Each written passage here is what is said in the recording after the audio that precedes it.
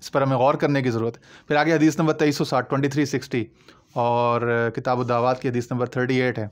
وعن ثوبان رضی اللہ عنہ قال سمعت رسول اللہ صلی اللہ علیہ وسلم یقول ما احب ان لی الدنیا بهذه الآیہ یا عبادی الذین اسرفوا علی انفسهم لا تقنطوا الی آخر الآیہ. آخر الآیہ پوری آیت ہی ہے نا، لا تقنطوا من رحمۃ اللہ ان اللہ یغفر الذنوب جميعا انه هو الغفور. فقال رجل فمن اشرک فسکت النبی صلی اللہ علیہ وسلم ثم قال الا ومن اشرک 3 مرات، یعنی کہ الا ومن اشرک الا ومن اشرک الا ومن اشرک. حضرت ثوبان رضی اللہ عنہ صحابی رسول، ان سے مروی ہے، کہتے ہیں کہ میں نے رسول اللہ صلی اللہ علیہ وسلم سے سنا، وہ فرما رہے تھے ما احب ان لی الدنیا بهذه الآیہ، کہ مجھے اس دنیا میں یہ جو قرآن شریف کی اس آیت نے، اس سے زیادہ کوئی چیز پسند ہی نہیں ہے. پھر آپ نے یہ آیت تلاوت کی، یا عبادی الذین اسرفوا علی انفسہم لا تقنطوا من رحمۃ اللہ ان اللہ یغفر الذنوب جميعا انہ هو الغفور. اے میرے بندو جنہوں نے اپنے اوپر گناہ کیا، اپنے اوپر ظلم کیا، بہت گناہ کیے، اللہ کی رحمت سے مایوس نہ ہونا. لا تقنطوا من رحمۃ اللہ.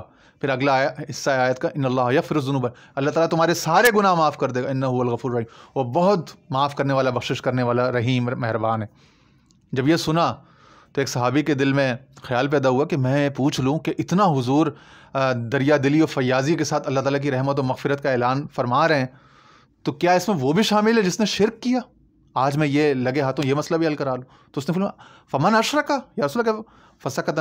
تو حضور کچھ دیر خاموش رہے، پھر خاموشی کو قطع کرتے ہوئے آپ فرماتے ہیں ثم قال الا ومن اشرکا 3 مرات، الا ومن اشرکا الا ومن اشرکا الا. ہاں اگرچہ اس نے شرک کیا، ہاں اگرچہ اس نے شرک کیا، ہاں اگرچہ اس نے شرک بھی کیا.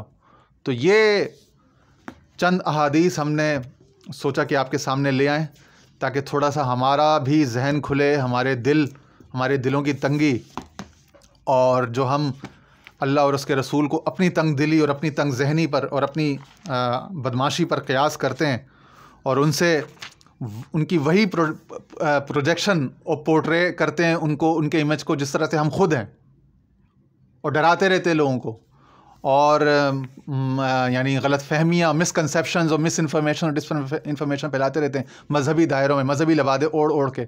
تھوڑی ذرا اس کی اصلاح ہو، تھوڑا اس پر ہمیں کاؤنٹر نیریٹو، متبادل بیانیاں ملے کہ اللہ اور اس کے رسول کے ہاں کیا ہے، ان کے ہاں کیا تعلیم ہے، اور ہم کیا کر رہے ہیں آج.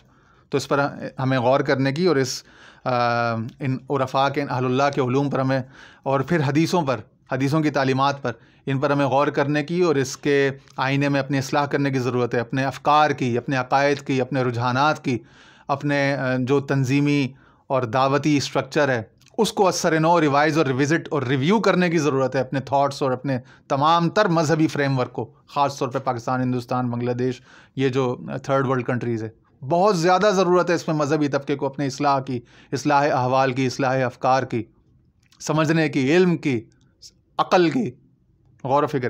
پھر آگے فرماتے ہیں شیخ